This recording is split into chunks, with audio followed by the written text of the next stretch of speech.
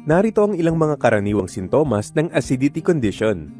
Madalas na pagdighay, maasim o mapait na lasa sa bibig, pamumuti ng dila kahit linisan, kahirapang lumunok na parang bumabara ang pagkain sa lalamunan, bloating o paninigas ng tiyan na may kasamang hangin, regurgitation o backflow ng pagkain at acid mula sa sikmura pabalik sa lalamunan o bibig, heartburn o mainit na pakiramdam sa likod ng dibdib na maaaring umakyat sa lalamunan, chest pain o paninikip ng dibdib, pagkahilo at pakiramdam na tila nasusuka, at madalas na pangangati ng lalamunan o dry cough na hindi nawawala lalo na sa gabi.